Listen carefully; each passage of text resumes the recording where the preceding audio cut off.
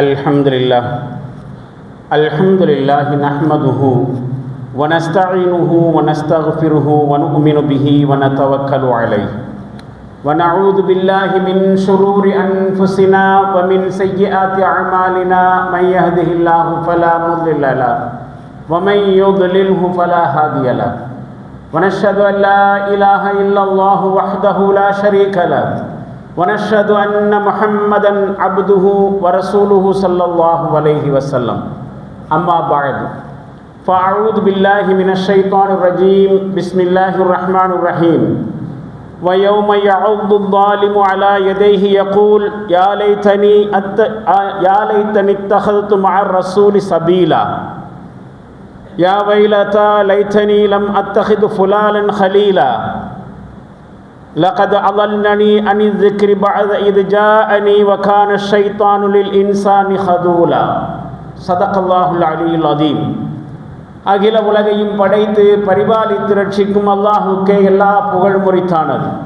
சலாத்தும் சலாமும் நபிகளார் ஸல்லல்லாஹு அலைஹி வஸல்லம் அவர்கள் மீதும் அவர்களது குடும்பத்தினர் தோழர் தொடர்ந்தோர் அனைவரின் மீதும் உலகில் உள்ள மோமின்களான நல்லடியார்களான ஆண்கள் பெண்கள் அனைவரின் மீதும் குறிப்பாக அல்லாஹ்வின் அருள் நாடியவர்களாக ஜுமா தொழுகைக்காக அவனது இல்லத்திலே ஒன்று கூடியிருக்கும் நம் அனைவர் மீதும் என்றும் நின்று நிலவட்டுமாக. கண்ணியத்திற்கும் மரியாதைக்கும் உரிய பெரியோர்களே, இளைஞர்களே, தாய்மார்களே, சகோதரிகளே, கடந்த வார ஜும்மா உரையிலே இன்றைய அரசியல் அநாகரீகங்கள் சிலவற்றை பற்றியும் இஸ்லாமிய அரசியல் நாகரீகங்கள் சிலவற்றை பற்றியும் தெரிந்து கொண்டோம். தொடராக இந்த வாரமும் சில உன்னதமான நிகழ்வின் பின்னணியில் அதே கருத்தை நாம் தெரிந்து கொள்வோம் என்று முன்னறிவிப்பும் செய்யப்பட்டிருந்தது. அன்பானவர்களே, இன்றைய அரசியல்வாதிகள் மீது பொதுவாக சுமத்தப்படுகிற ஒரு குற்றச்சாட்டு உண்டு. அது பொதுவான குற்றச்சாட்டு மட்டுமல்ல, மிக முக்கியமான குற்றச்சாட்டு. அது வருமானத்திற்கு அதிகமான சொத்து குவிப்பு. இன்னொரு வகையில் இதனை சொல்வதாக இருந்தால், பொதுமக்களினுடைய வரிப்பணத்தில் ஆட்சியாளர்களாக இருக்கக்கூடியவர்கள் அல்லது அதிகாரிகளாக இருக்கக்கூடியவர்கள் தங்களுடைய சுய நலன்களுக்கான சொத்துக்களை சேகரித்து கொள்வது. இது பிரதானமான குற்றச்சாட்டு. நாடு முழுவதும் இருக்கக்கூடிய குற்றச்சாட்டு, மாநிலங்கள் எல்லாவற்றிலும் இருக்கக்கூடிய குற்றச்சாட்டு. வருமானத்திற்கு அதிகமான சொத்து குவிப்பு என்பது. அது மட்டுமல்ல, அதற்காக வழக்கு, விசாரணை, சிறையில் அடைப்பு என்றெல்லாம் அடுத்தடுத்து சம்பவங்கள் தொடர்ந்து நடைபெறுவதும் உண்டு. இதோ இப்பொழுது கூட நம்முடைய சட்டமன்றத்திலே முதல்வர் அறிவித்திருக்கிறார், எல்லா மந்திரிகளுக்கும் அரசு செலவிலே மகிழுந்து கார் வாங்கி கொடுக்கப்படும் என்று. இது மிகப்பெரிய விவாதத்திற்குள்ளாகி இருக்கிறது. 2500 ரூபாய் மகளிருக்கு உதவித்தொகையாக உடனடியாக வழங்கப்படும் என்று சொன்னதை நிறைவேற்றவில்லை. ஆனால் மந்திரிகளுக்கு கார் ஒரு கேடா என்கிற கேள்வி எழுந்திருக்கிறது. மக்களினுடைய பணத்திலிருந்து மந்திரிகளுக்கு கார் வாங்கி கொடுக்க வேண்டிய தேவைதான் என்ன? ஒரு கால் அப்படியே தேவையாக இருந்தாலும் கார் இல்லாதவர்களுக்கு வாங்கி கொடுக்கலாம். ஏற்கனவே பல கார்களை வைத்து கொண்டிருக்கக்கூடியவர்களுக்கு ஏன் அரசு பணத்திலிருந்து கார் வாங்கி கொடுக்க வேண்டும் என்கிற கேள்வி பல தரப்பிலிருந்து எழுந்திருக்கிறது. பொதுவாக மக்கள் பணத்திலிருந்து தங்களுடைய சொந்த நலன்களுக்காக செலவு செய்வது. அது மட்டுமல்ல, இந்த மாதிரியான குற்றச்சாட்டுக்கு உள்ளாகக்கூடியவர்கள் விசாரணைக்கு ஆளாகி குற்றம் நிரூபிக்கப்படுகிற பொழுது சிறையில் அடைக்கப்படுவது மட்டுமல்ல, தங்களுடைய அபிமான அரசியல் தலைவர் சிறையிலே அடைக்கப்படுவதற்கு எதிர்ப்பு தெரிவித்து அந்த தலைவருடைய தொண்டர்கள் பொது சொத்துக்களுக்கு சேதம் விளைவித்தல் என்று அராஜகங்கள் தொடர்ந்து நடைபெறவும் செய்யும். அன்றாடம் அரசியலிலே நாம் கண்டு வரக்கூடிய காட்சிகள் என்று இதை கடந்து போய்விட முடியாது. இதுதான் அரசியல் அநாகரீகங்கள் என்று சொல்லக்கூடிய விஷயங்கள். அபிமான தலைவர் வருமானத்திற்கு அதிகமாக சொத்து குவித்தது ஒரு தவறு என்று சொன்னால், அவர் சிறையில் அடைக்கப்படுகிற பொழுது தொண்டரடி பொடிகள் பொது சொத்துக்களை நாசம் செய்வது இன்னொரு அரசியல் அநாகரீகம், இன்னொரு அரசியல் அராஜகம். இப்பொழுது நபிகளார் ஸல்லல்லாஹு அலைஹி வஸல்லம் அவருடைய காலத்தில் அவர்களுடைய வாழ்க்கையிலே நடைபெற்ற ஒரு நிகழ்வு. இது ரபியுல் அவ்வல் மாதம். நபிகளார் ஸல்லல்லாஹு அலைஹி வஸல்லம் அவர்களுடைய பிறப்பின் ஒட்டி எல்லா இடத்திலும் விழாக்கள் நடைபெறுகிற நேரம். நபிகளார் ஸல்லல்லாஹு அலைஹி வஸல்லம் அவர்களை புகழ்வதெல்லாம் ஒரு பக்கம் இருக்கட்டும், அவர்களுடைய அரசியல் நடவடிக்கைகளையும் இந்த மாதங்களில் அல்ல எப்பொழுதுமே நாம் நினைவில் கொண்டாக வேண்டும். அந்த வகையிலும் நபிகளாரினுடைய இன்னொரு பரிமாணத்தை, குறிப்பாக அரசியல் பரிமாணத்தை நாம் தெரிந்து கொள்ள வேண்டும். ஹுனைன் போரிலே ஏராளமான வெற்றி பொருள்கள் முஸ்லிம்களுக்கு கிடைத்தன. அல்லாஹ்வின் தூதர் ஸல்லல்லாஹு அலைஹி வஸல்லம் அவர்கள் அவற்றையெல்லாம் தாராளமாக மக்களுக்கு பங்கு வைத்து கொடுத்தார்கள். நபிகளார் ஸல்லல்லாஹு அலைஹி வஸல்லம் அவர்களுடைய கொடைத்தன்மையை பார்க்கிற மக்கள் முஹம்மது ஸல்லல்லாஹு அலைஹி வஸல்லம் அவர்கள் வறுமைக்கு அஞ்சாதவரை போல வாரி வாரி வழங்குகிறார் என்று ஊர் முழுக்க பேசிக்கொண்டார்கள். இந்த செய்தியை கேட்டு அக்கம் பக்கத்தில் இருக்கக்கூடிய கிராமத்து அரபிகளும் நபிகளாரிடத்திலே பொருட்களை கேட்டு பெறுவதற்காக வேண்டி திரண்டு வந்தார்கள். எந்த அளவுக்கு நபிகளாரை நெருக்கடிக்குள்ளாக்கினார்கள் என்று சொன்னால், நபிகளார் ஸல்லல்லாஹு அலைஹி வஸல்லம் அவர்களை பலவந்தமாக தள்ளி சென்று ஒரு மரத்திலே சாய்த்தார்கள். ரசூலுல்லாஹி ஸல்லல்லாஹு அலைஹி வஸல்லம் அவர்களை எல்லோரும் சேர்ந்து பற்றி பிடித்து தள்ளிக்கொண்டே போய் ஒரு மரத்தில் சாய்ச்சிட்டாங்க. பொருள் எங்களுக்கும் கொடுங்க என்று கேட்டு, கிடைத்த ஹுனைன் பொருளுடைய வெற்றி பொருள்களிலிருந்து எங்களுக்கும் பங்கு கொடுங்கள் என்று விடாப்பிடியாக வற்புறுத்துகிறார்கள். நபிகளார் ஸல்லல்லாஹு அலைஹி வஸல்லம் அவர்கள், மக்களே என்னுடைய போர்வையை என்னிடத்திலே கொடுத்து விடுங்கள். அப்போ ரசூலுல்லாஹ்வுடைய போர்வை கூட பிடுங்கிக்கிட்டாங்க. போர்வை என்று சொன்னால் தோளில் போட்டிருந்த ஒரு சால், அதை கூட பிடுங்கி விட்டார்கள். எங்கிட்டிருந்து வாங்கின என்னுடைய ஷாலை போர்வை என்னிடத்தில் கொடுத்து விடுங்கள். என்னிடத்திலே திகாமா என்கிற ஊருடைய மரங்களின் எண்ணிக்கை அளவு கால்நடைகள் இருந்தாலும் அதையும் உங்களுக்கே நான் பங்கிட்டு கொடுத்து விடுவேன். அப்போ பொதுவாக மக்காவிலேயோ மதீனாவிலேயோ பொதுவாக அடர்ந்த மரக்காடுகள் இருப்பதற்கு வாய்ப்பில்லை. அப்போ திகாமாங்கிறது வேறொரு ஊர், குறிப்பாக அடர்ந்த மரங்கள் இருப்பதற்கு பெயர் பெற்ற ஊர். அதை நினைவுபடுத்தி சொல்லுகிறார், என்னிடத்திலே ஏதாவது பொருள்கள் இருந்தால் திகாமா என்கிற ஊருடைய மரங்களின் எண்ணிக்கை அளவு கால்நடைகள் இருந்தாலும் அதையும் உங்களுக்கே நான் பங்கிட்டு கொடுத்து விடுவேன். பிறகு நான் கஞ்சனாகவோ கோழையாகவோ பொய்யனாகவோ இல்லை என்பதை நீங்கள் கண்டுகொள்வீர்கள். இதனை சொல்லிவிட்டு நபி ஸல்லல்லாஹு அலைஹி வஸல்லம் அவர்கள் தங்களுடைய ஒட்டகத்திற்கு பக்கத்தில் சென்றார்கள். ஒட்டகத்தினுடைய திமிலிலிருந்து சில முடிகளை பிடுங்கி மக்களை நோக்கி உயர்த்தி காண்பித்து சொல்வார்கள், அல்லாஹ்வின் மீது சத்தியமாக உங்களுடைய இந்த கனீமத்து பொருளிலிருந்து அல்லாஹ் அறிவுறுத்தி இருக்கக்கூடிய ஹுமுஸ் என்று சொல்லப்படுகிற 5இல் ஒரு பகுதியை தவிர, அல்லாஹ் குர்ஆனில் ஒரு வசனத்தில் அப்படி சொல்லுகிறான், யுத்த பொருள்கள் கிடைத்தால் 5இல் ஒரு பகுதி அல்லாஹ்வுக்கும் அல்லாஹ்வுடைய தூதருக்கும் உரியது. அதை தவிர இந்த முடியின் அளவு கூட நான் எனக்காக வேண்டி எடுத்து வைத்துக் கொள்ளவில்லை. ஆனாலும் கூட நான் எனக்காக அல்லாஹ் அனுமதித்த அந்த ஹுமுஸ் என்கிற 5இல் ஒரு பகுதியையும் கூட உங்களுக்கே நான் வழங்கிவிட்டேன். அதற்கு பிறகு ஸைத் பின் சாபித் ரலியல்லாஹு அன்ஹு அவரிடத்திலே அல்லாஹ்வின் தூதர் ஸல்லல்லாஹு அலைஹி வஸல்லம் அவர்கள் மற்ற எல்லா கனீமத்து பொருள்களையும் தங்களிடத்திலே ஒன்று சேர்க்குமாறு கட்டளையிட்டார்கள். அப்படி ஒன்று சேர்க்கப்பட்டதும் மக்களை அங்கே வரவழைத்து மிச்சம் இருந்த கொஞ்ச நெஞ்ச பொருட்களையும் பங்கு வைத்து கொடுத்து விட்டார்கள். செய்தி என்ன என்று சொன்னால், மக்களின் பணம் மக்களுக்கே, ஆட்சியாளருக்கென்று அல்லாஹ்வினால் அனுமதிக்கப்பட்டதையும் கூட மக்களுக்காக வேண்டி வாரி வழங்கியது இஸ்லாமிய அரசியல் நாகரிகத்தின் ஒரு பகுதி. ஆனால் இன்றைக்கு மக்களுக்குரியதை ஆட்சியாளர்கள் பிடுங்கிக் கொள்வது இன்றைய அரசியல் அநாகரிகத்தின் ஒரு பகுதி.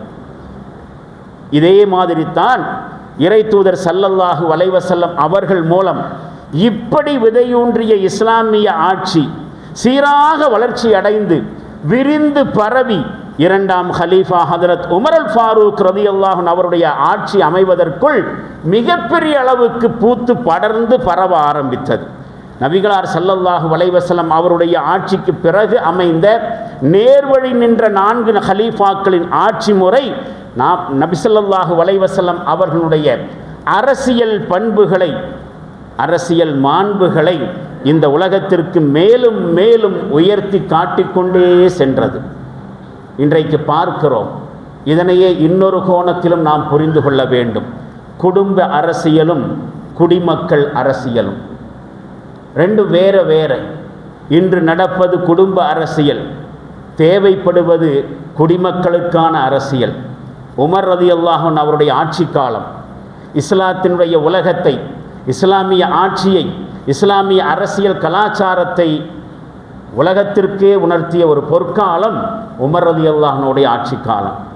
உலகத்தினுடைய அத்துணை ஆட்சியாளர்களும் வரலாற்று ஆய்வாளர்களும் வியந்து போற்றுகிற அளவுக்கு கிட்டத்தட்ட 10 வருடங்கள் மிகப்பெரிய அளவுக்கு மகத்துவம் பொருந்திய ஆட்சியை வழங்கிய பெருமைக்கு சொந்தக்காரர் உமர் ரலியல்லாஹு அன்ஹு அவர்கள். இன்னும் சொல்ல போனால் ஹதரத் உமர் ரலியல்லாஹு அன்ஹு அவர்கள் நபி ஸல்லல்லாஹு அலைஹி வஸல்லம் அவரிடத்தில் நேரடியாக அரசியல் பாடம் கற்றவர்கள். இன்றைய அரசியல்வாதிகளுக்கு, குறிப்பாக முஸ்லிம் அரசியல்வாதிகளுக்கு மிகச்சிறந்த படிப்பினைகள் உமர் ரலியல்லாஹு அன்ஹு அவருடைய ஆட்சியிலே உண்டு. அவர்கள் கற்றுத்தந்த ஆட்சியினுடைய நாகரிகத்தில் உண்டு. இன்றைக்கு ஆட்சியினுடைய பயன்கள் என்பது ஆளுகின்றவருடைய குடும்பங்களுக்கு மட்டுமே சொந்தம். ஆட்சியினுடைய நலனும் பயனும் யார் ஆட்சியில் இருக்கிறார்களோ அவர்களுடைய குடும்ப நலன்கள். இன்னும் சொல்ல போனால் கட்சிகள் துவங்குவதே தங்களுடைய குடும்பத்திற்காக, தங்களுடைய ஜாதியினுடைய நலன்களுக்கான ஒரு வியாபாரம்.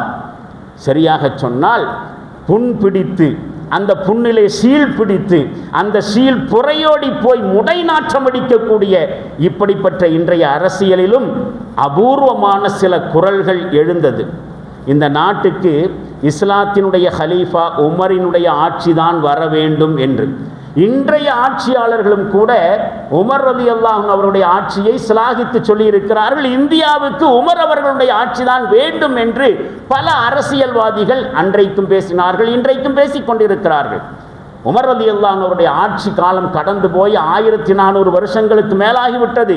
ஆனால் இன்றைய காலகட்டத்தில் இருக்கக்கூடிய முஸ்லிம் அல்லாத சில அரசியல் தலைவர்களையும் கூட ஈர்க்கிற அளவுக்கு ஹதரத் உமர் ரலியல்லாஹு அன்ஹுடைய ஆட்சியில் அப்படி என்னதான் நடந்துச்சு? இது யோசித்து பார்க்க வேண்டிய விஷயம்.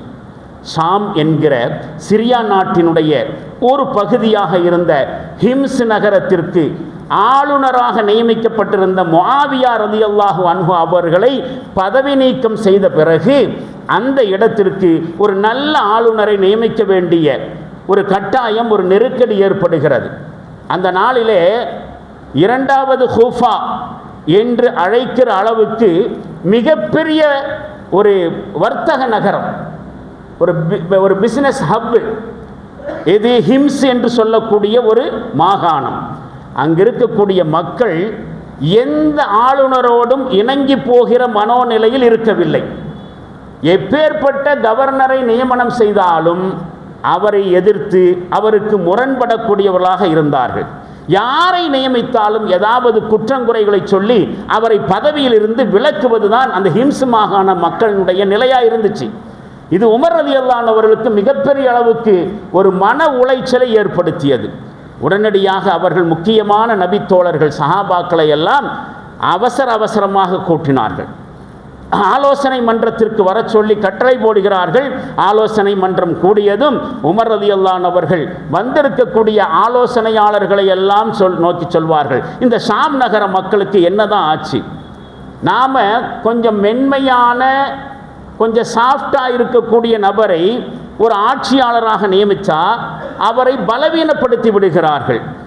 நல்ல திடகாத்திரமான வலிமையான ஆற்றல் கொண்ட ஒருவரை ஆட்சியிலே நியமித்தால் அவர் மீது எதையாவது குறையை சொல்லிக்கிட்டே இருக்கிறாங்க. இந்த மக்களுக்கு என்னதான் ஆச்சு? எனவே நல்ல நம்பிக்கையும் பலமும் கொண்ட அவர்களை புரிந்து கொண்டு செயல்படக்கூடிய தன்மை இருக்கக்கூடிய ஒருவர் நம்மிடையே இருந்தால் அவரை அடையாளம் காட்டுங்கள். அந்த மக்களுக்கு தகுந்த மாதிரி ஒரு ஆட்சியாளரை அவங்க விருப்பத்தின் அடிப்படையிலே நாம் அப்பாயின்மெண்ட் பண்ணலாம், நியமனம் செய்யலாம், ஆட்சியாளர்களாக நியமிக்கலாம் என்று சொல்கிறார்கள். அப்படி சொல்லுகிற சமயத்தில் அங்கிருந்த ஒருவர் சொல்லுவார், அல்லாஹ்வின் மீது சத்தியமாக சொல்லுகிறேன், அப்படிப்பட்ட ஒருவர் இங்கேயே இருக்கிறாரு, இந்த சபையிலே இருக்கிறாரு, நீங்க கூட்டி இருக்கக்கூடிய இந்த ஆலோசனை மன்றத்திலேயே நீங்க எதிர்பார்க்கிற மாதிரி ஒருத்தர் இருக்கிறார். உமர் ரலியல்லாஹு அன்ஹு அவர்கள் ரொம்ப ரொம்ப ஆர்வத்தோடு கேட்பார்கள், அவர் யாரு? அப்போ அவர் சொல்லுவார், அவர் வேறு யாரும் இல்லை, உங்க மகன் அப்துல்லா அவர்கள் தான், உங்க மகன் அப்துல்லா தான் அதற்கு தகுதியானவர் அப்படின்னு சொல்றார். இதை கேட்ட ஹஜ்ரத் உமர் தான் சொல்வார்கள், அப்துல்லாவை அதற்குரிய தகுதி உடையவராக நான் நினைக்கல, அப்படியே ஆட்சியாளராக இருப்பதற்கு, கவர்னராக இருக்கிறதுக்கு என் மகன் அப்துல்லா தகுதியானவராக இருந்தாலும் அப்படிப்பட்ட ஒரு நியமனத்தை நாம் செய்ய மாட்டோம். என் மகனை கொண்டு வந்து ஆட்சியாளர் நியமிக்க மாட்டேன், நாளைக்கு மக்கள் என்று சொல்லுவார்கள், இது குடும்ப அரசியல் என்று சொல்லுவார்கள். உமர் அவர்கள் தன் மகனையே தான் விரும்பிய இடத்துக்கு ஆட்சியாளர் நியமிச்சிட்டார். உண்மையில் அவருக்கு தகுதி இருக்கிறதா நான் நினைக்கல, இனி அவருக்கு தகுதி இருந்தாலும் அவரை நாம் ஆட்சியாளராக நியமிக்க மாட்டோம் என்று திட்டவட்டமாக சொல்லிவிட்டார்கள். யோசித்து பாருங்கள், மாநில அளவில், தேசிய அளவில் தனக்கு பிறகு தன்னுடைய மகனே கட்சியை வழிநடத்துவதற்கு தகுதியானவர் என்று கூறக்கூடிய ஆட்சியாளர்கள் இருக்கக்கூடிய சூழ்நிலையை இன்றைக்கு பார்க்கிறோம். பிரதமர் பதவிக்கும் முதலமைச்சர் பதவிக்கும் அவங்களுடைய வாரிசுகளையே முன்மொழிஞ்சு தேர்தல் களம் காணக்கூடிய நிலைமையும் இன்றைக்கு இருக்கிறது. இன்றைக்கு தேசத்தை ஆண்டு கொண்டிருக்கக்கூடியவர்கள் மாநிலத்தில் இருக்கக்கூடியவர்களை குற்றம் சுமத்துவார்கள். குடும்ப அரசியல் நடக்கிறது, தகப்பனுக்கு பிறகு மகன் ஆட்சிக்கு வருகிறார், கட்சியினுடைய தலைமை பதவிக்கு தகுதியானவர்கள் நிறைய பேர் இருந்தாலும் ஒரு தலைவருக்கு பிறகு அவர் ஓய்வு பெற்று விட்டாலோ அல்லது இறந்து விட்டாலோ அவருக்கு பிறகு அவருடைய வாரிசுகள் கட்சியினுடைய தலைமை பொறுப்பை ஏற்கிறார்கள் என்கிற சூழ்நிலையை பார்க்கிறோம். ஒரு கட்சியினுடைய தலைவருக்கு அடுத்தபடியாக தகுதியும் அனுபவம் இருக்கக்கூடிய எத்தனை பேர்கள் இருந்தாலும் அவர்களுக்கெல்லாம் கட்சியினுடைய தலைமை பதவியோ அரசியல் பதவியோ கிடைக்காது. காரணம் என்னன்னு சொன்னால், அவர்கள் எல்லாம் அந்த கட்சிகளுடைய தலைவர்களுடைய மகனாக இல்லை, மகளாக இல்லை, மனைவியாக இல்லை, மைத்துனனாக இல்லை, தோழியாக இல்லை. அந்த தலைவராக வருவதற்கு அவர் இன்றைய தலைவரின் ஏதாவது ஒரு ரிலேஷனாக இருக்க வேண்டும். இதுதான் அடுத்த தலைவரை தேர்வு செய்வதற்கான இன்றைய காலத்துடைய அளவுகோல். இப்படித்தான் போய்கொண்டிருக்கிறது. ஆனால் தன்னுடைய வாரிசை தன்னுடைய ஆட்சிக்கு கீழே இருக்கக்கூடிய ஒரு சின்ன பகுதிக்கு கூட அதிகாரியாக நியமனம் செய்வதை விரும்பாத தூய்மையான இஸ்லாமிய அரசியல் கோட்பாட்டை உமர் ரலியல்லாஹு அன்ஹு அவர்கள் நடைமுறைப்படுத்தினார்கள். அதனால தான் இன்றைக்கும் அவர் நினைவு கூறப்படுகிறார். அவரை போன்ற ஒரு ஆட்சி தான் இந்தியாவுக்கு தேவை என்று மாற்று மதத்தைச் சேர்ந்த அரசியல்வாதிகளும் பேசுகிறார்கள். அதே மாதிரி இன்னொரு விஷயம் பார்க்க வேண்டியிருக்கிறது, குடும்ப உரிமையும் குடிமக்கள் உரிமையும். குடும்ப அரசியலும் குடிமக்கள் அரசியலும் என்று ஒன்று பார்க்கிறோம். குடும்ப உரிமையும் குடிமக்கள் உரிமையும் இந்த கோணத்திலையும் யோசித்து பார்க்கணும். இன்னைக்கு சாதாரணமான ஒரு வட்ட செயலாளர், நகர செயலாளர், மாவட்ட பொறுப்பாளர் என்று பொறுப்பில் இருக்கக்கூடியவர்களுடைய பெயர்களை யாரெல்லாம் எங்கேயெல்லாம் எப்படியெல்லாம் பயன்படுத்தி சுயலாபம் பார்த்து கொண்டிருக்கிறார்கள் என்பது நமக்கெல்லாம் தெரியும். எந்த கட்சியும் இதற்கு விதிவிலக்கல்ல. யார் ஆட்சிக்கு வந்தாலும் அதிகாரிகளாக நியமிக்கப்படுபவர்கள் அவரவர்களுடைய அந்த பதவியை பயன்படுத்தி, நான் யார் தெரியுமா, எங்க மச்சான் யார் தெரியுமா, மந்திரியாக்கும், நான் மச்சான் மந்திரியினுடைய மச்சினை என்று சொல்லி, இத்தனைக்கும் அவருக்கும் அரசியலுக்கும் துளி அளவு சம்பந்தம் இருக்காது. உறவினர் ஒருவர் பதவியில் இருக்கிற அதே காரணத்தை சொல்லி ஊர் உலகத்தில் எல்லா அடாவடிகளையும் செய்யக்கூடிய நபர்களை பார்க்கிறோம். ஆனால் உமர் ரலியல்லாஹு அன்ஹு அவர்கள் அந்த மாதிரி ஒரு சின்ன வாய்ப்பை கூட தன்னுடைய மகனுக்கு தராமல் அதனை முறை தவறியாக ஒரு பெரிய தப்பாகவே பார்த்தார்கள். எந்த அளவுக்கு பாருங்கள், ஒரு நாள் கடை வீதிக்கு சென்றார்கள் உமர் ரலியல்லாஹு அன்ஹு அவர்கள். அங்கே ஒரு ஒட்டக மந்தை, ஏராளமான ஒட்டகங்கள் மேய்ந்து கொண்டிருக்கின்றன. அதனுடைய வேலையாட்கள் அதனை மேய்த்து கொண்டிருக்கிறார்கள், பராமரித்து கொண்டிருக்கிறார்கள். ஆனால் இடையில ஒரு ஒட்டகத்துக்கு மட்டும் ஏகப்பட்ட உபசரிப்பு, நல்ல கவனிப்பு. உமர் ரலியல்லாஹு அன்ஹு தூரத்திலிருந்து பார்க்குறாங்க. பர்டிகுலராக ஒரு ஒட்டகத்தை மட்டும் இந்த வேலைக்காரங்க ரொம்ப ஸ்பெஷலாக கவனிக்கிற மாதிரி தெரியுதே. தூரத்தில் பார்க்குறார். என்னமோ பேச்சுவார்த்தையும் நடக்குது. அந்த ஒட்டகங்களை மேய்ச்சிக்கிட்டு இருக்கிறவர் தன்னுடைய உதவியாளர்கிட்ட, அமீருல் மோமினின் மகனுடைய ஒட்டகம் அது, அமீருல் மோமினின் உமர் ரலியல்லாஹு அன்ஹுடைய மகனுடைய ஒட்டகம் அது, அதை நல்லா மேய விடு, அதுக்கு நல்ல தண்ணி புகட்டு அப்படின்னு சொல்லிட்டு இருக்கிறார். இது சரியாக காதில் விழலை. உபசரிப்பு நல்லா பார்க்க முடியுது. தூரத்திலிருந்து பார்த்த உமர் ரலியல்லாஹு அன்ஹு அவர்கள் அந்த ஒட்டகத்தை மேய்க்கக்கூடியவங்கள்ட்ட இது யாருடைய ஒட்டகம், இதை இப்படி கவனிக்கிறீங்களே? உடனே அவங்க சொல்லுவாங்க, இது உங்களுடைய மகன் அப்துல்லாஹ் இப்னு உமர் அவர்களுடைய ஒட்டகம், உங்கள் மகன் அப்துல்லாவுடைய ஒட்டகம், அதனால தான் கொஞ்சம் ஸ்பெஷலாக கவனிக்கிறோம். நீங்கள் ஜனாதிபதி, உங்கள் மகனுடைய ஒட்டகங்கிறனால கொஞ்சம் ஸ்பெஷல் கேர் எடுத்துக்கிட்டோம். மிகப்பெரிய கோபத்தோடு கூட்டிட்டு வாங்க அப்துல்லாவை என்று உமர் ரலியல்லாஹு அன்ஹு அவர்கள் கட்டளையிடுவார். எங்கிருந்தோ அப்துல்லாஹ் ரலியல்லாஹு அன்ஹு அவர்கள் அழைத்து வரப்பட்டு உமர் ரலியல்லாஹுக்கு முன்னாடி ஒரு குற்றவாளியைப் போல நிறுத்தப்படுகிறார். உமர் ரலியல்லாஹு அன்ஹு அவர்களும் தன்னுடைய மகன் பெரிய குற்றத்தை செய்துவிட்ட போல அந்த குரலை கேட்பார், அப்துல்லாவே இது என்ன, இது யாருடைய ஒட்டகம் இது?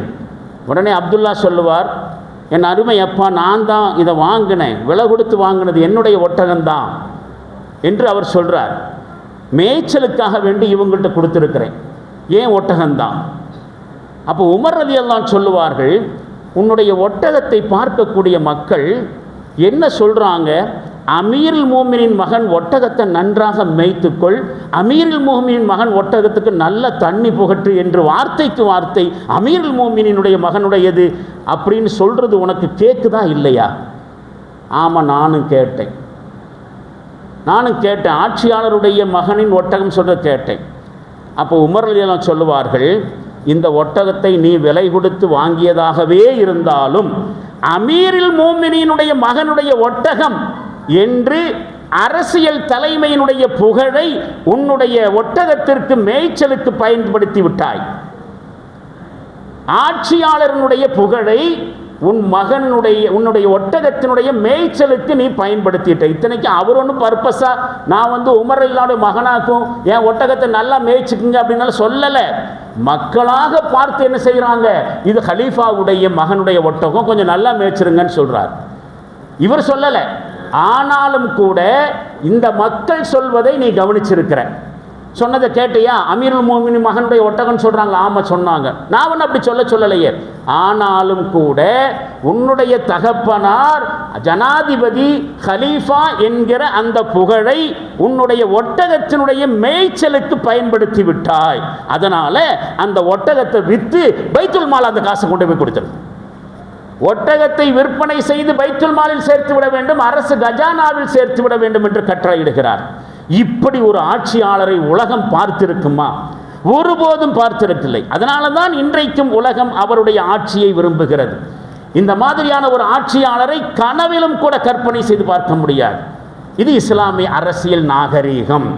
அதே மாதிரி தான் இனியும் பார்க்கிறோம், மக்கள் பிரதிநிதியும் மக்கள் நலனும். அதே ஹதரத் உமர் ரலியல்லாஹு அன்ஹு ஆட்சியில் இருந்த அதிகாரிகளுடைய பண்புகள் இன்னைக்கு இருக்கக்கூடிய அதிகாரிகளுக்கு ஒரு சாட்டை அடி. அதை நம்ம யோசித்து பார்க்கணும். ஹிம்ஸ் மாகாணத்தினுடைய மக்கள் பிரதிநிதிகள் ஹலீஃபா உமர் ரலியல்லாஹு அன்ஹு அவர்களை சந்திக்க வர்றாங்க.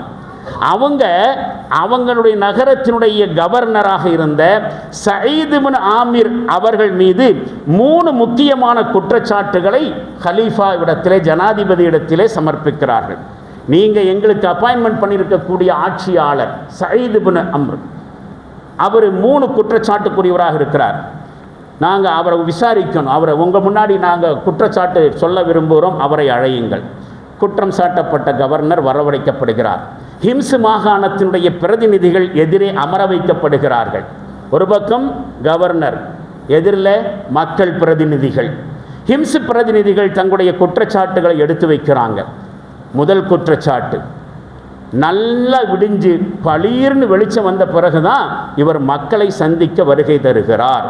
இவர் மக்கள் பிரதிநிதி தானே, எங்களுடைய கவர்னர் தானே, ஆட்சியாளர் தானே, எங்களை கவனிக்கிறதுக்கும் எங்களுடைய தேவை என்னன்னு பார்க்கறதுக்கும் தானே இவர் ஆட்சியாளர். நல்ல பளீர்னு பகல் வெளிச்சம் வந்த பிறகுதான் இவர் மக்களை சந்திக்க வருகிறார். இது ஒரு முதல் குற்றச்சாட்டு. இது ஒரு குற்றச்சாட்டா? ஆனால் இதையும் ஒரு குற்றச்சாட்டாக வைக்கிறார்கள். அப்போ சயீத் ரலியல்லாஹு சொல்வார்கள், அல்லாஹ்வின் மீது சத்தியமாக இவர்கள் இப்படி குற்றம் சுமத்துறதையே நான் வெறுக்கிறேன். காரணம் என்னன்னு சொன்னால், என் வீட்டில் ஒர்க்கர்ஸ் இல்லை, வேலைக்காரர் இல்லை, நான் இந்த நாட்டு மக்களுக்கு கவர்னர் தான். அதை பயன்படுத்தி நான் பெரிய அளவுக்கு வேலைக்காரங்களெல்லாம் வச்சுக்கிட்டது இல்லை, வேலைக்காரர்கள் இல்லை. நான் என் மனைவியோடு வீட்டில் வேலை பார்த்து கொள்கிறேன், அவங்களோடு சேர்ந்து காலை உணவை தயார் செய்வதில் ஈடுபடுகிறேன், பிறகு காலை உணவை உண்ணுவேன், பிறகு உது செய்துவிட்டு இந்த மக்களை சந்திப்பதற்காக வேண்டி வருவேன். கொஞ்சம் லேட்டாகுது. ரெண்டாவது குற்றச்சாட்டு, மக்கள் சொல்கிறாங்க, நைட்டுக்கு போய் புகார் செஞ்சால் எங்களுடைய புகாருக்கு பதில் தர்றதில்லை. நாங்கள் ஏதாவது புகார் கொடுக்குறோம், எங்களுடைய பிரச்சனையை கொண்டு போகிறோம். பிரச்சனைங்கிறது நேரங்காலம் தெரியாமல் தான் வரும். பகலில் மட்டும்தான் இவர் எங்களுடைய புகாரை வாங்குறாரு, நைட்டு புகார் கொடுத்தா வாங்க மாட்டேங்கிறார். இதுக்கு அவர் சொல்லுவார், இந்த குற்றச்சாட்டையும் நான் மறுக்கிறேன். காரணம் என்ன தெரியுமா? பகலிலை நான் மக்களுடைய சேவைக்காக வேண்டியும் இரவில் அல்லாஹ்வினுடைய வணக்கத்திற்காகவும் பயன்படுத்துகிறேன். இரவு முழுக்க அல்லாஹ்வுடைய இபாதத்திற்காக பயன்படுத்துகிறேன், பகலில் மக்களுக்காக பயன்படுத்துகிறேன். மக்களுடைய உரிமைகளை நிறைவேற்றுவது போல இறைவனுடைய உரிமையும் நான் நிறைவேற்றியாக வேண்டும் என்று ரெண்டாவது குற்றச்சாட்டுக்கு பதில் சொல்கிறார். மூணாவது குற்றச்சாட்டு, மாதத்தில் ஒரு நாள் எங்களுடைய எந்த டியூட்டியும் பார்க்க மாட்டேங்கிறார். மாதத்தில் ஒரு நாள் லீவ் போட்டு போயிடுறார், எங்களுடைய எந்த ஒர்க்கையும் பார்க்க மாட்டேங்கிறார். இப்போ சயீத் ரலியல்லாஹு சொல்வார்கள், என்னுடைய ஆடைகளை சுத்தம் செய்கிறதுக்கு எங்கிட்ட வேலைக்காரங்க இல்லை, எனவே நானே என்னுடைய ஆடைகளை துவைத்து காய போட்டு விட்டு அது காயிற வரைக்கும் காத்திருப்பேன். மறுநாள் அந்த ஆடைகளை அணிந்து கொண்டு மக்கள் சேவைகளில் ஈடுபடுவேன். ஒரு நாள் என்னுடைய ட்ரெஸ்ஸை துவைக்கிறதுக்கு எனக்கு ஒரு நாள் தேவைப்படுது, அதனால தான் இவங்களை சந்திக்கிறது இல்லை. இந்த மூன்றாவது குற்றச்சாட்டுக்கு இவர் பதில் சொன்ன உடனே இதை கேட்டுக்கொண்டிருந்த உமர் ரலியல்லாஹு அவர்கள் அல்லாஹ்வை புகழ்ந்தவர்களாக சயீத் ரலியல்லாஹு அன்ஹு ரொம்ப சந்தோஷத்தோடு பார்த்து, இப்படியே உங்களுடைய பணியை தொடருங்கள் என்று சொல்வார். அப்போ ஆட்சியில் இருக்கக்கூடியவர் மட்டுமல்ல, ஆட்சியில் இருக்கக்கூடிய அதிகாரிகளும் கூட எந்த அளவுக்கு மக்கள் பிரதிநிதிகளாக இருந்து தங்களுடைய சொந்த வேலையை கூட குறிப்பிட்ட நேரங்களிலே குறிப்பிட்ட நாட்களிலே வைத்துக்கொண்டு மாதம் முழுவதும் மக்களுக்காக பயன்படக்கூடியவர்களாக இருக்கிறார்கள். இந்த அளவுக்கு மக்களினுடைய நலனில் மட்டுமே அக்கறை வைத்துக்கொண்டு துளியளவு கூட சுயநலம் இல்லாமல் ஆட்சி செய்து அரசியல் நாகரிகங்களை அகில உலகத்திற்கும் கற்றுக் கொடுத்த ஒரு அரசியல் பாரம்பரியத்திற்கு சொந்தக்காரர்கள் நாம். அப்படி பார்க்கும் பொழுது ஊர் உலகத்துக்கு அரசியலை யார் சொல்லிக் கொடுக்கணும்? அரசியல் நாகரிகத்தை யார் படித்து கொடுக்கணும்? நாம தான் படித்து கொடுக்கணும். மற்றவர்கள் வரலாறு படிக்கிறார்கள், இப்படி ஒரு இஸ்லாமிய அரசியல் நாகரிகம் இருக்கிறது என்று யாராவது ஒரு நான் முஸ்லிம் நம்முடைய மீலாது மேடைகளில் பேசுனா ஆஹா ஓஹோ என்று பாராட்டுவோம், மகிழ்ச்சி பொங்க என்னெல்லாம் விஷயம் பேசுகிறாரு. ஒரு நான் முஸ்லீமாக இருந்தாலும் இஸ்லாமிய வரலாறு பற்றி பேசி இவ்வளவு தூரம் பேசுகிறாருன்னு சொல்லி. ஆனால் உண்மையிலேயே அந்த வரலாறை நாம தானே படிச்சிருக்கணும், நாம தானே தெரிஞ்சிருக்கணும். அந்த அடிப்படையில் அந்த அரசியல் நாகரிகத்தை அரசியல் களத்தில் நாம தானே நடைமுறைப்படுத்தணும். நாம் பார்த்து தானே இஸ்லாத்துடைய அரசியல் நாகரிகத்தை மற்றவர்கள் கற்றுக்கொள்ள வேண்டும். ஆனால் இன்றைக்கு மற்றவரிடத்திலே நாம் அரசியல் கற்றுக்கொண்டு இருக்கிறோம். மற்றவர்களுடைய அரசியல் அநாகரிகங்களையும் கூட வெகு இலகுவாக எந்த விதமான உறுத்தலும் இல்லாமல் நாமளும் நம்முடைய அரசியல்வாதிகளும் உள்வாங்கிக் கொண்டிருக்கிறார்கள். இன்னும் சொல்ல போனால் அதுதான் பிழைக்கிற வழி, சமுதாய முன்னேற்றத்திற்கு ஒரே வழி அதுதான். இன்றைய காலகட்டத்தில் நம்முடைய நாகரிகமெல்லாம் ஃபாலோ பண்ணிட்டு இருந்தாக்க முன்னேற முடியாது. மற்றவர்கள் எந்த ரூட்டில் போகிறாங்களோ அந்த ரூட்டில் தான் நாமளும் போகணும். அதில் அரசியல் களமும் விதிவிலக்கில்லை. இப்படித்தான் முஸ்லிம் அரசியல்வாதிகளும் இருக்கிறார்கள். சுருக்கமாக சொன்னால் இன்றைக்கு இருக்கக்கூடிய அரசியல் அநாகரிகங்களிலே நம்முடைய சொந்த அடையாளங்களை இழந்து கரைந்து காணாமல் போய்கொண்டிருக்கிறோம். மற்றவர்களுக்கு அரசியல் நாகரிகத்தை கற்றுக் கொடுக்கிறதெல்லாம் இருக்கட்டும், மற்றவருடைய அரசியல் அநாகரிகங்களை நாம் காணாமல் போயிட்டு இருக்கிறோம். இந்த சூழ்நிலையில் இன்றைக்கு சமுதாயத்திற்கு தலைமை தாங்கி அவர்களை அரசியல் ரீதியாக மக்களை வழிநடத்தி சென்று கொண்டிருப்பதாக கூறிக்கொண்டிருக்கக்கூடிய நம்முடைய சமுதாயத்தினுடைய அரசியல் தலைவர்களுக்கும் அந்த தலைவர்களை பின்பற்றி போய்கொண்டிருக்கக்கூடிய முஸ்லிம் பொதுமக்களுக்கும் சொல்ல வேண்டிய சில செய்திகள் இருக்கின்றது. அதனை வெறுமனே சில செய்திகள் என்று சொல்வதை விட முக்கியமான எச்சரிக்கைகள் என்று தான் சொல்ல வேண்டும். ஒன்று, தலைவர்களுக்கு நபி ஸல்லல்லாஹு அலைஹி வஸல்லம் அவர்கள் சொன்னது. 2, நீதிமிக்க ஆட்சியாளராக இருந்த ஹஜ்ரத் உமர் ரலியல்லாஹு அன்ஹு அவர்கள் சொன்னது. நபி ஸல்லல்லாஹு அலைஹி வஸல்லம் அவர்கள் சொல்வார்கள், ஒரு சொல், ஒற்றை சொல் இன்றைக்கு இருக்கக்கூடிய முஸ்லிம் தலைவர்கள், அரசியல் தலைவர்களுக்கு சொல்ல வேண்டிய செய்தி, மன் வலிய மின் அம்ரில் முஸ்லிமீன ஷைஆ, என்னுடைய சமுதாயத்தில் முஸ்லிம்களினுடைய ஏதாவது ஒரு விவகாரத்திற்கு ஒருவர் தலைவராக நியமனம் செய்யப்பட்டு ஃபகஷஹும், அவர்களை அவர் ஏமாற்றிவிட்டால், முஸ்லிம் சமுதாயத்தை முஸ்லிம் சமுதாயத்துடைய தலைவர்கள் ஏமாற்றிவிட்டால் ஹுவ ஃபின்னார், அவர் நரகத்தில். அந்த ஆள் பெருசா விபச்சாரம் செஞ்சுட்டு நரகத்துக்கு போனோங்கிற அவசியம் இல்லை, தண்ணி அடிச்சுட்டு நரகத்துக்கு போனோங்கிற அவசியம் இல்லை, கொள்ளை அடிச்சுட்டு நரகத்துக்கு போனோங்கிற அவசியம் இல்லை. முஸ்லிம் சமுதாயத்தினுடைய தலைவர்கள், நாங்கள் தான் இந்த சமுதாயத்தினுடைய வழிகாட்டிகள், தலைவர்கள் என்று சொல்லிக்கொண்டு உரிமை கோரிக்கொண்டிருக்கக்கூடியவர்கள் இந்த சமுதாயத்தை கைவிட்டு விட்டால், ஏமாற்றி விட்டால் அவர்கள் நரகத்தில். அப்போ யோசித்து பார்க்க வேண்டிய விஷயம். யார் யோசிக்கணும்? அரசியலிலே களமாடி கொண்டிருக்கக்கூடியவர்கள் இந்த ஹதீஸை யோசிக்கணும்.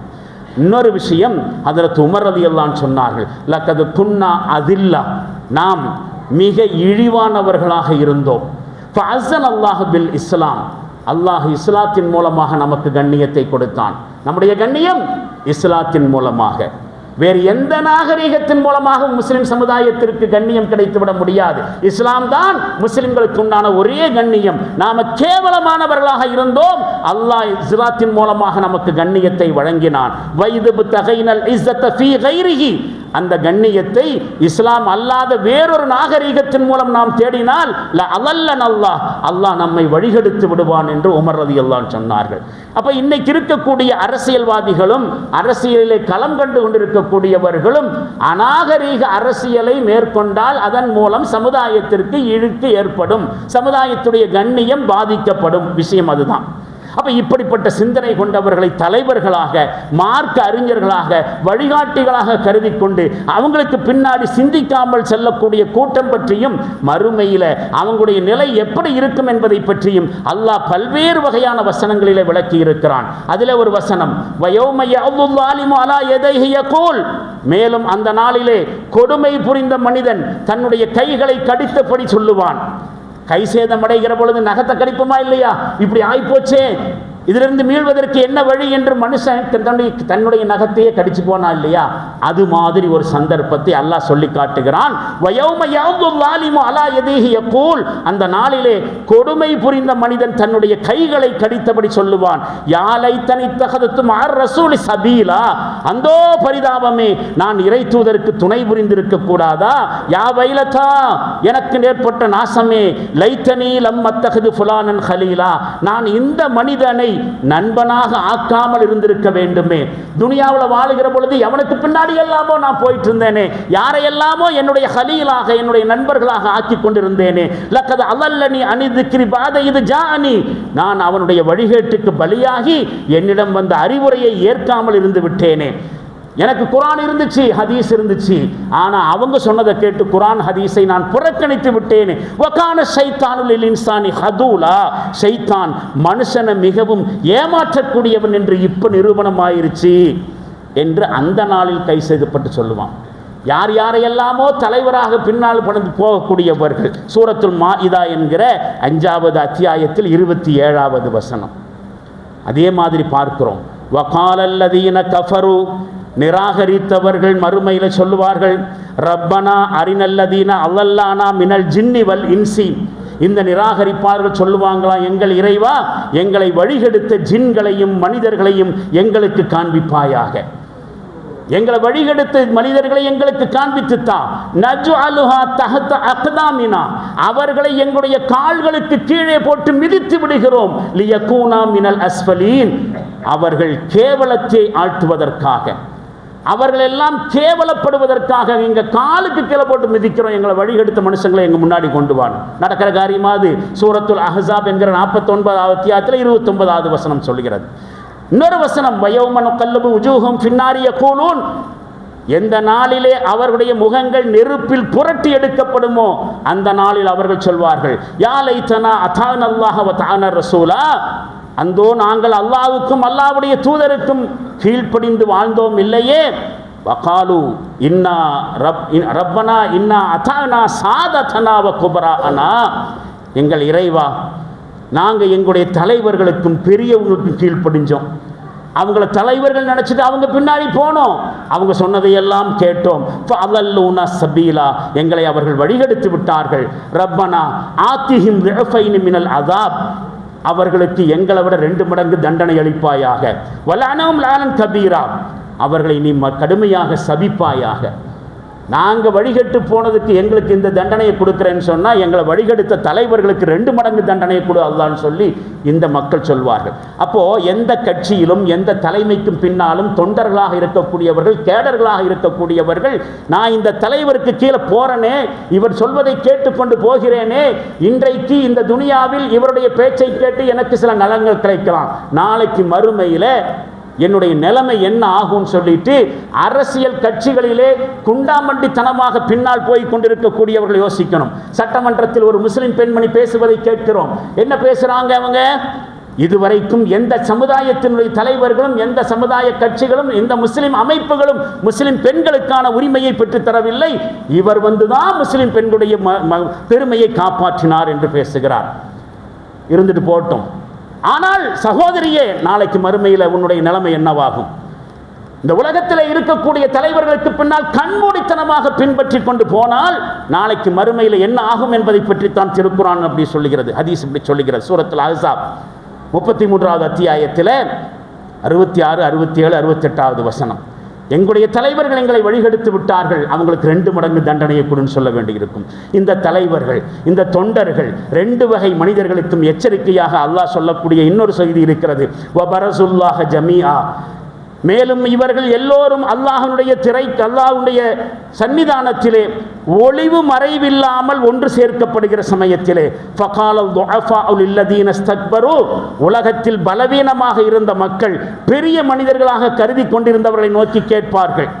யாரையெல்லாம் இந்த துனியாவில் பெரிய மனுஷன் நினச்சிக்கிட்டு பின்னாடி போனாங்களோ அந்த பெரிய மனுஷங்களை நாளைக்கு மறுமையில் பார்த்து கேட்பார்களாம், இன்னா குன்னா லக்கும் தபா, நாங்கள் துனியாவில் வாழ்ந்துட்டு இருந்த பொழுது உங்களைத்தானே ஃபாலோ பண்ணிட்டு இருந்தோம், உங்களைத்தானே பின்பற்றி கொண்டிருந்தோம். ஃபஹல் அன்தும் முகனூன அன்னா மின் அஸாபில்லாஹி மின் ஷைஇன், இப்பொழுது அல்லாஹ்வுடைய தண்டனையிலிருந்து எங்களை காப்பாற்றுவதற்கு உங்களால் ஏதாவது செய்ய முடியுமா? தலைவர்களே, துனியாவில் உங்களைத்தான தலைவர்கள் என்று சொல்லி உங்கள் பின்னால் வந்து கொண்டிருந்தோம், இப்போ அல்லாஹ் தண்டனை கொடுத்திருக்கிறான், தலைவர்களாக இருந்து இந்த அல்லாஹ்வுடைய தண்டனையிலிருந்து உங்களால் ஏதாவது காப்பாற்ற முடியுமா? அதுக்கு அந்த தலைவர்கள் சொல்வார்கள், காலு லவ் ஹதான் அல்லாஹு லஹதைனாக்கும், அல்லாஹ் எங்களுக்கு ஏதாவது வழியை காமிச்சிருந்தா நாங்களும் அந்த வழியை உங்களுக்கு காமிச்சிருப்போம். சவாஅன் அலைனா அஜஸஅனா அம் சபர்னா, இன்னைக்கு நாம் பதட்டப்பட்டாலும் சரி பொறுமையோடு இருந்தாலும் சரி 2 ஒன்று தான், காரியம் ஒன்று நடக்காது. மாலனாமி மஹைஸ், எந்த நிலையிலும் நாம் தப்புவதற்கு வழியே இல்லை, அல்லாஹ்வுடைய தண்டனைக்கு நாம் ஆளாகித்தான் தீர வேண்டி இருக்கும் என்று இன்றைக்கு இருக்கக்கூடிய தலைவர்கள் சொல்வார்கள். சூரத்தை இப்ராஹிம் என்று சொல்லக்கூடிய 14வது அத்தியாயத்தின் 21வது வசனம். அப்போ கண்ணை மூடிக்கிட்டு மற்றவங்களுக்கு பின்னாடி நடக்கக்கூடிய தங்களுடைய பலவீனத்தை தூக்கி பிடித்துக் கொண்டு தீய சக்திகளுக்கும் அக்கிரமக்காரர்களுக்கும் கீழ்ப்படிக்கூடிய எல்லாருக்கும் உரிய எச்சரிக்கை இது அவரிடத்தில் சொல்லப்படுகிறது. இன்னைக்கு யாரெல்லாம் உங்களுடைய தலைவர்களாக நீங்கள் கருதி கொண்டிருக்கிறீர்களோ, உங்களுடைய மார்க்க அறிஞர்களாக அதிகாரிகளாக யாரையெல்லாம் நினைத்து கொண்டிருக்கிறீர்களோ அவங்கனால நாளைக்கு அல்லாஹ்வுடைய தண்டனையிலிருந்து உங்களை காப்பாற்ற முடியாது, கடுகளவு காப்பாற்ற முடியாது. அதனால நீங்க யாருக்கு பின்னாடி போயிட்டு இருக்கிறீங்களோ, யாருக்கு கீழ்ப்படிந்து கொண்டிருக்கிறீர்களோ அவங்க எங்க கூட்டிட்டு போறாங்க, உங்களை எங்க அழைத்து சென்று கொண்டிருக்கிறார்கள் என்று இப்பொழுதே நல்ல யோசனை செஞ்சு பார்த்துக்குங்கிறதா இந்த வசனம் சொல்லக்கூடிய செய்திகள். கண்மூடித்தனமாக பின்பற்றுதல் என்பது ஒருபோதும் நேர்வழியில் சேர்த்தாது. அல்லாஹ் சொல்லுவான், அஃபமை யம்ஷி முகிப்பன் அலா வஜிஹிஹி அஹதா, கொஞ்சம் யோசனை செஞ்சு பாருங்கள், முகம் குப்புற நடந்து செல்லக்கூடியவன் சரியான வழியை அடைபவனா, அம்மை யம்ஷி சவியன் அலா சிராத்தி முஸ்தகீம், அல்லது தலை நிமிர்ந்து நேரான வழியில் நடந்து சென்று கொண்டிருப்பவனா? யார் நேர்வழியை அடைவான்?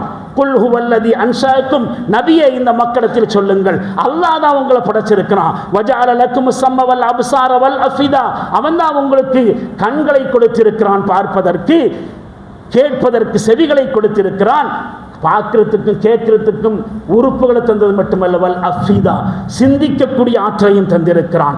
கலீலம்மா தஷ்குரூன், இவ்வளவு இருந்தும் இந்த சிந்தனையை பயன்படுத்தாமல் இருந்தால் அல்லாவுக்கு நீங்கள் நன்றி மறந்தவர்களாகிவிட மாட்டீர்களா என்று கேளுங்கள் நபியே என்று அல்லாஹ் சொல்லுவான். சூரத்துல் முல்க் என்கிற 67வது அத்தியாயத்தில் 22, 23வது வசனம். கண்ணியத்திற்குரியவர்களே, அல்லாஹ் உங்களை மனுஷனாத்தான படைச்சிருக்கிறான், ஆடு மாடா படைக்கலையே. இதுதான் அல்லாஹ்வுடைய கேள்வி. அதனால உங்களுடைய பொறுப்புங்கிறது இந்த உலகத்தில் பரவி இருக்கக்கூடிய எந்த வழிகாட்டுக்கு பின்னாலும் கண்ணை மூடிக்கிட்டு போறதல்ல. நீங்கள் போய் கொண்டிருக்கக்கூடிய வழி சரியா இல்லையா என்று பார்த்து கொள்ளுங்கள் என்று அல்லாஹ் சொல்லுகிறான். கண்ணியத்திற்கும் மரியாதைக்கும் உரிய சகோதரர்களை, யோசித்து பார்க்க வேண்டிய விஷயங்கள் இன்னும் ஏராளம் இருக்கின்றன. நபிகளார் ஸல்லல்லாஹு அலைஹி வஸல்லம் அவர்கள் இந்த உலகத்திற்கு அவதரித்த மாதம் என்று சொல்லித்தான் அவர்களுடைய புகழை பாடிக்கொண்டிருக்கிறோம், நம்முடைய சமுதாயம் பாடிக்கொண்டிருக்கிறது. வெறுமனே புகழ் பாடிக்கொண்டிருப்பதால் மட்டும் நபிகளாரை பின்பற்றியதாகிவிட முடியாது. நபிகளார் பின்பற்றப்படுகிற பொழுதுதான் நபிகளாரின் மீதான நேசம் உண்மை என்பதை நாம் புரிந்து கொள்ள வேண்டும். அதனை இந்த சமுதாயத்திற்கும் எடுத்து வைப்போம், நாமும் நபி வழி நடப்போம். அது அரசியல் களமாக இருந்தாலும் சரி, வேறு துறைகளாக இருந்தாலும் சரி, நபியை பின்பற்றுவதில் தான் நமக்கான விமோசனம், மோட்சம் இருக்கிறது என்பதை புரிந்து செயல்படுகிற நன்மக்களாக அல்லாஹ் நம் அனைவர்களையும் ஆக்கி அருள்வானாக. வாஹிர் தாவானா அனில் ஹம்துலில்லாஹி ரப்பில் ஆலமீன். பாரக்கல்லாஹு லனா வ லக்கும் ஃபில் குர்ஆனில் அதீம் வ நஃபஅனா ஈயாக்கும் பில் ஆயாத்தி வذிக்ரில் ஹக்கீம். இன்னஹு தஆலா ஜவாதுன் கரீமும் மலிக்கும் பர்ருர் ரഊஃபுர் ரஹீமுன் வ ரப்புன் ஹலீம்.